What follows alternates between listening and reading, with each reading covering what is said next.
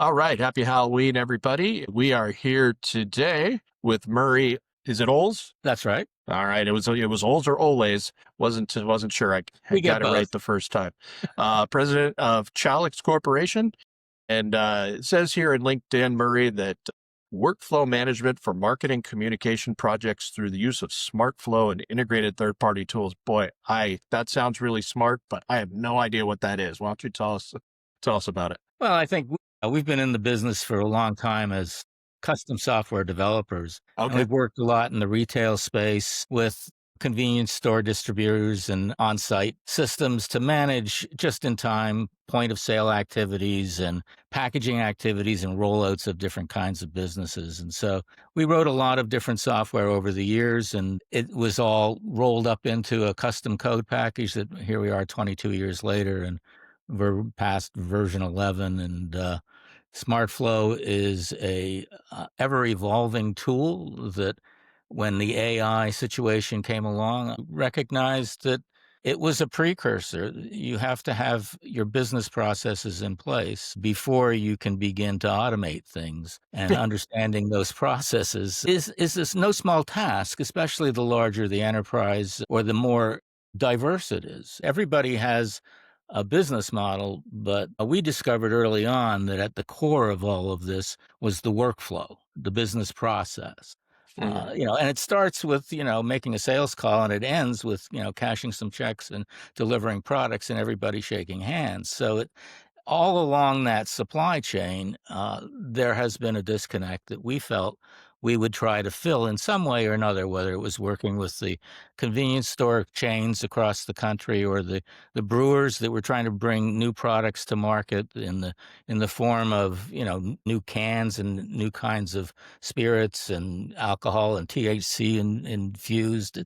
It's become a plethora of regulatory complexities out there, and the risks are fairly high, and the demand for speed and perfection is unrelenting. So we decided we'd build a platform that could grow with that and put business process management at the center of it. Gotcha. So spent a lot of years in point of sale. So that's Oh, yeah. obviously very interesting to me. But so you actually wrote. I don't imagine you're in 7-Eleven or whatever, but probably some smaller convenience stores. Is that probably right? Well, I mean, you get into the bigger ones too. These were the national chains, Yeah. and so they were multi-sites, multi-states. Some would have licenses to sell liquor, some wouldn't.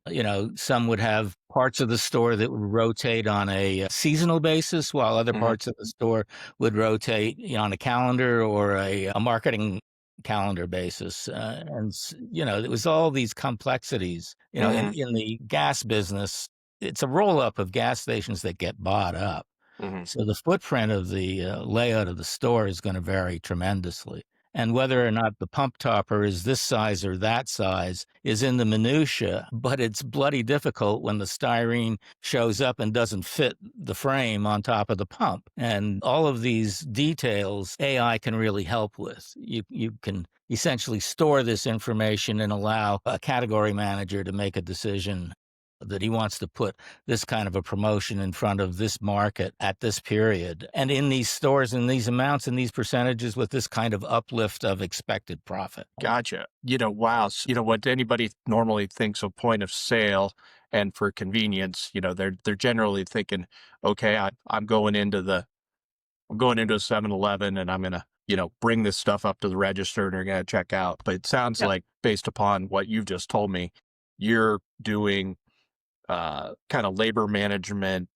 restocking. You mentioned category management, so you're probably doing some sort of store layout or Well, it's whatever you need to do, right? I mean, in the case of what we were doing the marketing and merchandising, which they were outsourcing to their Mhm. printer and and who was outsourcing again to another team that, were doing the offshore work, and another team that were doing the creative work, and another team that were doing the fulfillment and on-site work.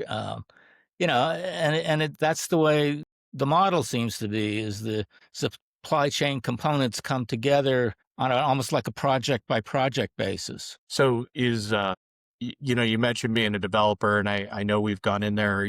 Do you have kind of you have a base release that you work off of, and then you kind of customize for everybody's business nuances. Do you do that in house Yeah, or we do it all in-house. We're a small, tight team. My partner and I have been together for 22 years, and he's the principal software developer, coder, Mhm. guru of all sorts. Right? And he and I, And we can have been answering these issues for different companies of different sizes, most on a, project by project basis. But when you've been doing it as long as we have, you get to the point where you have a lot of software. And in mm, the last few years, we decided that we would roll that up into a package. And I guess the aha moment for me was when I realized that we have a client server architecture, okay. and the server has one set of software on it, and it's a Tomcat app. So I mean, just boom, load it up, running. It's not a giant monster of a thing, and yet it's extremely configurable. And so we've created this over the period of solving the problems for the in-store activities, of the Sunocos and BPs and Chevrons and all of these guys.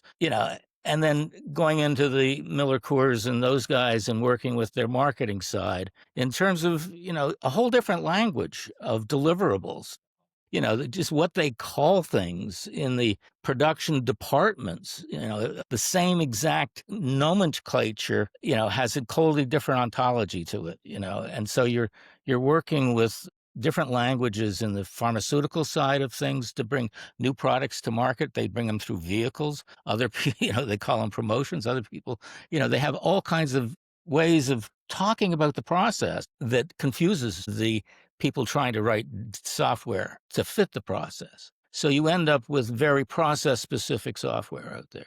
You end up with, 110 different marketing applications for approving marketing content. You have 110 or more different DAM solutions out there. And the list goes on. And they're able to cobble these together quickly by essentially mashing up applications, or you have more sophisticated implementations. But at the end of the day, it's about the workflow. And the workflow is either running a process for project purposes or some kind of a product uh, deliverable. That seems to be pretty universal. And so that's kind of where we come from on this, is looking at trying to create and deliver a solution that is a turnkey product. It's an EC2 package, on Amazon Web Services. We have an approved FTR. So, fortunately, after we did this, our insurance costs went down in half. We're a small company and we have liability we have to cover. And because of the information we went through in doing the FTR, we literally cut our liability. I got them in the mail this week. I was thrilled because, that's one of the concerns you have. How do you tell a client that if you trust Amazon Web Services, then you're going to have to trust us? And if they trust us, then that's about as far as we can Right. go. And it's gotten complex, with IT. And there's an awful lot of stuff out there that is AI driven.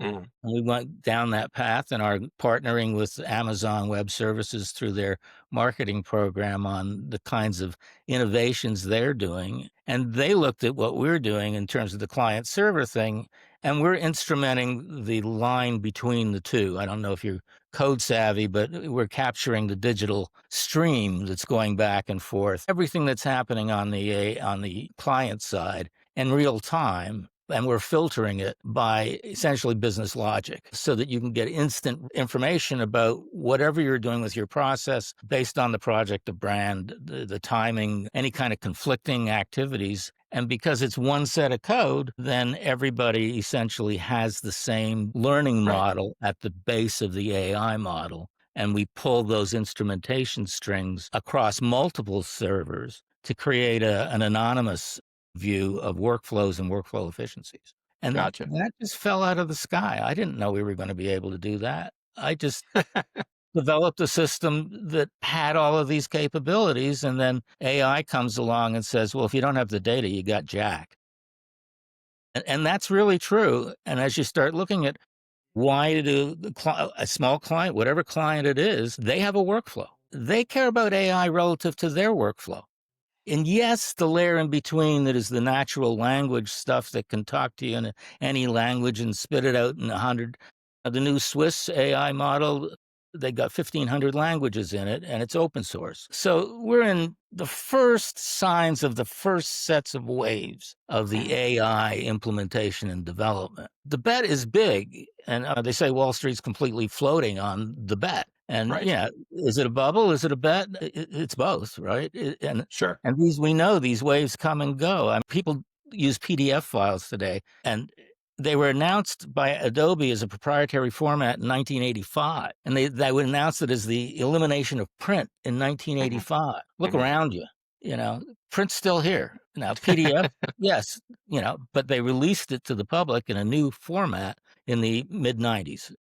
Hmm. And that's why it took off. And I think the same is going to be true with AI and the different models. And at the end of the day, you have to still understand that there's only one way to make money. The good old fashioned way, you've got to earn it. And you go out and you sell something and you deliver and you have a happy customer and you can prove all of that and you can keep them happy from point A to point Z. And that's it. So speaking of about that, how does your company grow? How do you continue to make more money year over year? I guess mainly by not caring about it. It's not that important that as long as you can keep going year over year and as long as you're having fun, you know, and you're taking care of business. So we're growing, not fast, not crazy. It's not that important. But it is important that our customers are happy. Right. So then it sounds like maybe I'm just kind of trying to make a leap here. You probably do more referral business to add Yeah. new customers and Yeah. organic growth through existing customers than you do chasing the market. The market's, you chase the market. It's an expensive run. Sure. There's Sure. lots of people that'll lend you money to do that. But when it's gone, they own your company, and, it goes into the recycling bin of software companies that have existing recurring revenue that can be ramped up into a larger entity that becomes essentially a hedge against the investment world. Right. So would it be safe to say or tell me, at the beginning of a year, because you're kind of like, I'm not worried about the growth that's going to happen. Do you do planning sessions that start happening in November, December of No, okay, no. How would you plan 2026, in this this is what I want it environment? to look like. What's that? What are you gonna plan for? Well, hey, we might have a goal. I want to add 10% more new locations, or we'd like to acquire, five more logos or something along those lines. Do you Right. do any of that? And yes, we do. And our plan at this point is to try and find distribution partners. The thing that we have struggled with since day one is that the platform is too universal. We're currently deep into the packaging market, deep into the promotions activity, but we've also gone up to the Toronto Police Department and worked on, Sally Port and bringing in offenders and running them through that process. It's a workflow. How do you sell a workflow tool into the domains that are very shaky right now because the expertise is retiring and or being replaced, and so having domain expertise is what you look for when you're working with someone that can implement a solution that is about your workflow. I can't do that. Mm. For a doctor, I can't go into Johns Hopkins and say, okay, I'm going to, change this procedure, but a domain expert certainly could. I'm just going to give them the toolkit to do that. And I'm going to charge them a price that is the value of the toolkit, not the value of the work that you produce out of that kit. Right.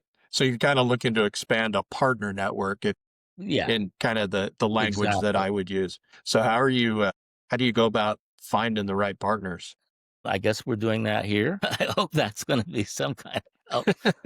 But I mean, it's word of mouth. So people do business with people they know and trust. Hmm. And I don't believe that's going to change. In fact, the more robocalls I get, the more jaded I become, on the cold call. Right. You actually pick those up. That's something. Well, I answer as a corporation, and then if it goes dead silent, it's because there's a law against calling corporations. Gotcha. Gotcha. Well, that's kind of interesting. I don't know if you know this. You probably couldn't know. My complete interaction with, well, not the complete interaction because I followed up with you yesterday, but almost every interaction that you had coming up to this was an AI sort of thing. And thanks for Mhm. responding, by the way. So Oh yeah. so yeah, we did the cold outreach via an AI. We called it an SDR. And when you responded, hey, I might be interested, it came back and it responded and looked at my calendar and did all that stuff. So It worked. Yes. yeah, it worked pretty well. And it benefit for me because I got to meet you and hear about your business. But Yeah, and I think I think that kind of organic activity is healthy, and I'm happy to be part of it. I look at how the business runs, and we're at the point where we're looking for strategic partners. Mhm. We've been at it a long time. We know we have a great product, and we're not particularly concerned one way or the other. There's more to life when you get into the grandchildren, and it's Halloween. Yeah. Yeah. How many grandchildren you have?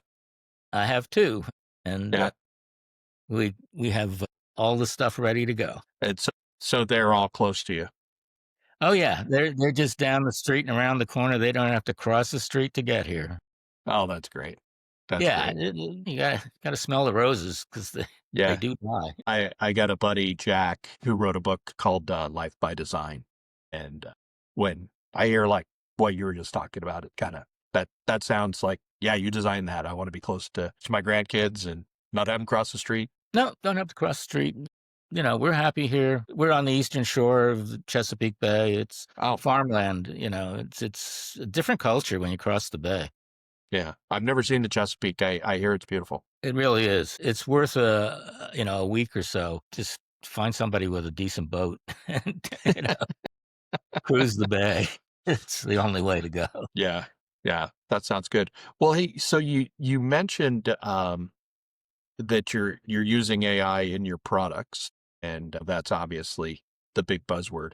How much are you using AI within your own business to take away manual processes to Significantly. do the Yeah, sorry? I mean, everybody in the company, and there's not a lot of us, but we all have it, a Chat GPT corporate account, and we work off of that. We have downloaded DeepSeek and have that on the developer side, and we're now, I don't know if you're following what's going on out of Switzerland, but there's a new AI model that the Swiss government has brought to market this fall, and it's free. Oh yeah, interesting. So that's going Yeah, to it's be open source under the Apache 2.0.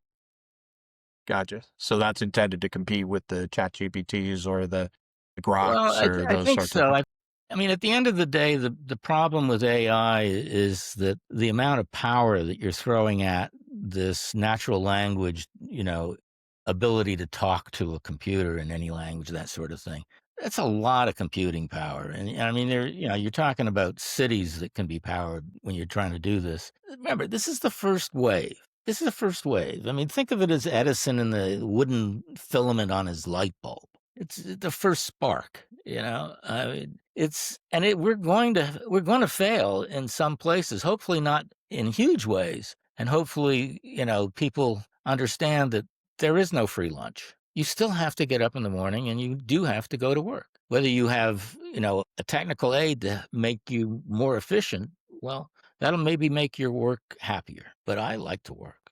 I like to feel like I did something. So, why not? Yeah. How many years you been doing this? I taught high school in 74 to 76. So that was when I was more idealistic. And then I got into the corporate world of the graphic arts industry in 77, 78. What subject do you teach in high school? Graphic arts, photography, mechanical Okay. drawing, none of that. A shop, which is no longer there, nor is home ec, as far as I can tell. I was thinking about home ec the other day. Yeah, I bet you it's not. It's And the not there. number of shop classes that I got put into in junior high, Well, you get your schedule and be like, oh, I've got metal shop. right.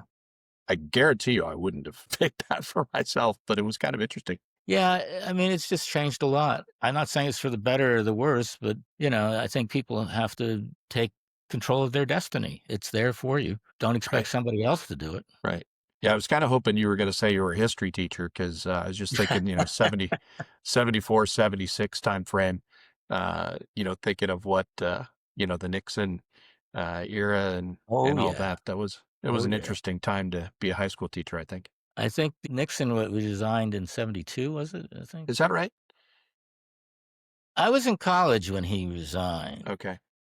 Yeah, that was a pretty tense period. I remember Right. John Lindsay, campaigning for Democratic presidential campaign up in Wisconsin. John Lindsay, mayor of New York. That's interesting. Now I'm gonna be asking ChatGPT about John Lindsay now. It's when we hang up. You'll get an earful. Gotcha. We're coming up on the bottom of the hour here. If I may, why don't you tell everybody some Shell executive is watching this and has domain over 50 convenience stores and pumps. How do they go about finding you and uh, We're all your stuff? chalexcorp.com. We're online. Our product is SmartFlow with a FLO, not OW, and we're not connected to Tata India, who launched a new product with our name, but okay. Just chalexcorp.com. Look us up online. Gotcha. Gotcha. Anything else you wanna share with the viewers here? I think this is an exciting time. I think the AI world has a lot to offer, and I encourage everyone to at least become familiar with what it can do, and enough so that you can use it as a common tool. But don't rely on it to the point where you turn your mind off. It's designed to help you accelerate your mind, and I think that's really what they're hoping to get out of it. We'll see what comes of it over the next generation. Yeah. Well, hey, I really appreciate you giving up your time here. This is a pretty interesting conversation to me. I hope you enjoyed it. It's always fun to get together, and this is first time for me, so I'll Yeah. look forward to seeing something from you and go from there. Yeah. Terrific.